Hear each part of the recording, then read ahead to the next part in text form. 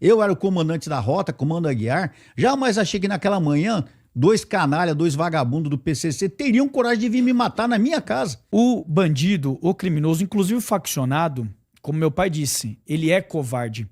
Eles mataram agora o Dr. Rui na Praia Grande. Já tem 5 presos, inclusive um sexto que foi morto lá no Paraná, porque pegaram ele saindo da prefeitura com um carro particular, os caras em 4 pelo menos ali, com armamento longo, mataram infelizmente o delegado. Quando atacaram o meu pai, o Coronel Telhado, na porta de casa, em 2010, não vieram atacar ele numa viatura de rota. Vieram atacar ele saindo de casa no sábado de manhã, saindo com o carro para levar pro Lava Rápido. Então os caras vêm na crocodilagem. Não importa se você tiver com sua esposa, covarde. Não importa se o policial tiver com seu filho no banco do lado, os caras vão atirar. E se o Dr. Rui tivesse com o filho dele? Poderia ter morrido junto. Com a esposa. Provavelmente Como teria. já tem casos, entendeu? Tem casos, ó.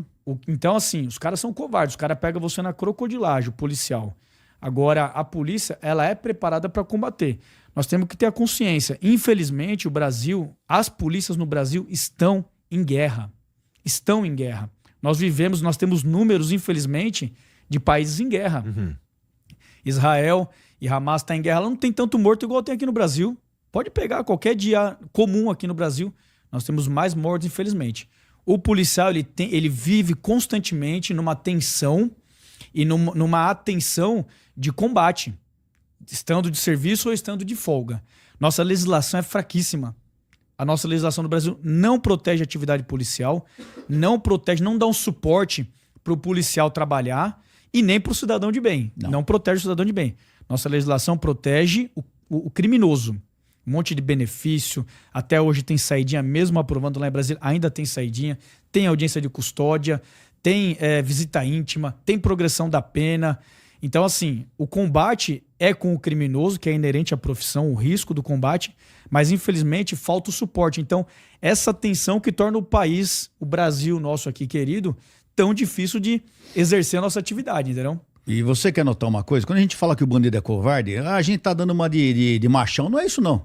Você pode pegar hoje a internet, os WhatsApp, os vídeos da vida. Você pode notar, a maioria dos roubos perpetrados por criminosos normalmente são contra mulheres. Eles não, dificilmente um bandido ataca um homem. Quando eles atacam um homem, eles estão em 2, 3 vagabundos. Sempre covardes. Sempre covardes. E estão atacando um cidadão desarmado. Porque se eles sabem que aquele cara está armado, dificilmente eles vão atacá-lo. E quando eles vêm atrás de um policial, de um cara da segurança pública, você pode ver 3, 4, 5 homens vêm atacar um. Então, bandido é um bicho covarde. Quantos te atacaram lá na porta da tua casa? Na porta da minha casa. Eu estava saindo num sábado, dia 31 de julho de 2010. Eu não ia para Lava Rápido, eu ia para Educação Física. O Rafa era tenente novinho, estava trabalhando no 4º Batalhão, tinha trabalhado a noite toda, tinha chegado de manhã e tinha ido descansar, porque ele trabalhou a noite toda no tático móvel.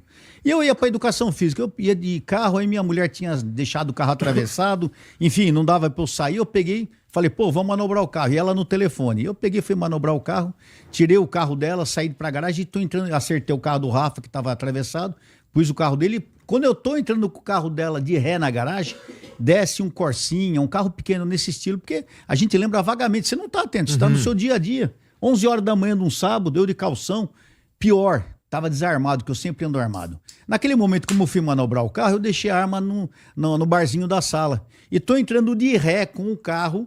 Era uma Pajerinho TR4, não era blindado, um carro normal. Polícia não tem dinheiro para ter carro blindado, porque a polícia, infelizmente, em todo o Brasil paga muito mal. Tô entrando com aquele carro, me desce o carro com 2 indivíduos, um motorista e um cara do lado. O cara do lado do passageiro me olhou. Sabe quando a pessoa te olha assim, quer te fazer uma pergunta? A impressão que ele ia perguntar o endereço para mim. Se ele tivesse me chamado, eu tinha descido e ido em direção a ele, desarmado. Mas não, ele ficou me olhando, eu parei o carro de ré, olhando para ele também, e fiquei esperando ele falar comigo. Jamais na minha vida, eu era o comandante da rota, comando Aguiar, jamais achei que naquela manhã, 2 canalha, 2 vagabundos do PCC teriam coragem de vir me matar na minha casa. Mas não foi assim, tiveram, essa coragem eles tiveram, entendeu? Mas como eu sempre falei, covarde, os 2 contra mim sozinho, e de inopinam, entendeu? Quando eu fiquei olhando, esse cara que estava do lado do motorista, ele colocou uma arma para fora, uma pistola. Quando eu vi aquilo, Igor, a minha única ação foi me abaixar no carro. Eu não tive outra ação, não dava tempo de correr. E comecei a ouvir os disparos. Tiro, pau, tiro. E eu deitei dentro do carro e fiquei esperando onde ia doer primeiro, cara. Onde vai doer primeiro? Onde vai doer primeiro? E naquele momento, confesso, entreguei minha alma a Deus. Eu falei, morri. Eu tava esperando o cara descer do carro dele, vir até a janela do meu carro e me arrebentar. Mas o que ele deve ter pensado? O cara é polícia, tá armado. Ele deitou pra pegar a arma dele. Eu não vou encostar no carro, graças a Deus. Uhum. E eu tomando tiro, esperando onde vai doer primeiro. Falei, Senhor, cobre com o teu sangue. Entreguei minha alma, fiquei esperando. A única coisa que eu tava com raiva, rapaz, é que eu ia morrer sem dar um tiro naquele desgraçado. Entendi. Isso tava me torturando aquele momento. Você vê que loucura da cabeça da gente, né? E de repente os tiros pararam. No que pararam, eu só levantei a cabeça assim, eu vi o carro sair. Aquele indivíduo deu 11 tiros contra mim, ele descarregou a pistola. O carro não era blindado, mas ele atirou de frente. Os 11 tiros pararam no bloco do motor. O carro deu perda total. Arrebentou toda a frente do carro. Aí eu desci correndo, aí os vizinhos saíram tudo correndo pra rua. Ele tava dormindo, acordou, desceu correndo. Pai, o que foi e tal? Achando que eu tava trocando tiro com algum ladrão. De vez em quando a gente faz umas graças, né? Mas não, aquele dia a vítima era eu. Eu era a caça aquele dia, não era o caçador. E... Mas tu se feriu? Não, nenhum tiro acertou em mim. Graças a Deus, não a mim. Graças a Deus, nenhum tiro acertou em mim. Você lembra do filme do Ghost? Quando o cara toma o tiro e ele corre atrás do ladrão, aí ele para, quando ele olha, o corpo dele tá no chão, ele morreu. O espírito, era aquela sensação que eu tinha. Eu voltava toda hora dentro do carro e olhava pra ver se meu corpo não tava lá dentro. Era incrível, eu tomei 11 tiros, não me acertou um tiro. Então eu voltava toda hora e olhava, aquela sensação horrível, né? Aí veio a rota, vieram todo mundo no apoio e tal, e o pessoal foi pesquisando e tal. A informação, o serviço de informações já tinha os dados daqueles indivíduos. Um mês depois, o motorista foi preso e o cara que atirou em mim morreu, graças a Deus. Espero que esteja no inferno, aquele maldito. E eu tô aqui dando trabalho ainda e vou continuar dando trabalho muito tempo, se Deus quiser. Mas, novamente, eu repito, covarde, vem na sua casa, você sozinho, 2 indivíduos. Eu soube que quando eles me viram manobrando o carro, eles falaram, vamos pegar ele agora. Eles estavam esperando chegar um fuzil. Graças a Deus, olha como Deus é bom. Eu saí naquele momento sem saber de nada. Que se eu tivesse talvez saído um pouquinho mais tarde, talvez eles estivessem com um fuzil. Eu ia sair de moto. Com certeza eu não teria tido a proteção que eu tive de Deus através daquele motor. Então eu falo para quem quiser ouvir, eu estou vivo hoje porque Deus é bom, Deus permitiu que eu ficasse vivo.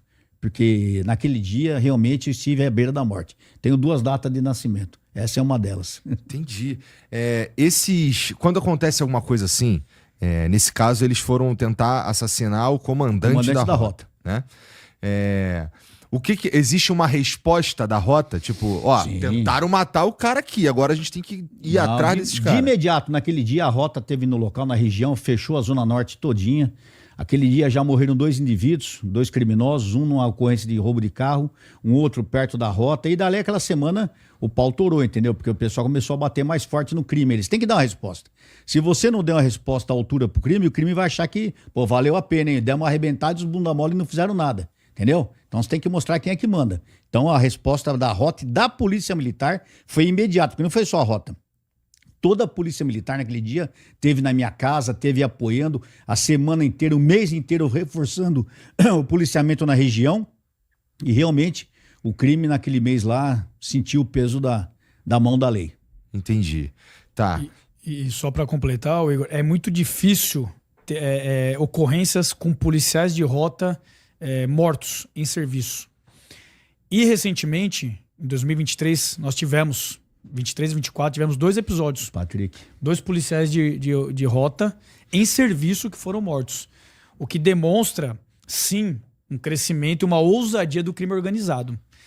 O que é legal hoje? Que a polícia militar, não só a rota, mas a polícia tem um padrão de enfrentamento, de resposta, que são as chamadas Operação Escudo. O pessoal já deve ter ouvido falar, tá, Operação Escudo em Santos, no Guarujá teve.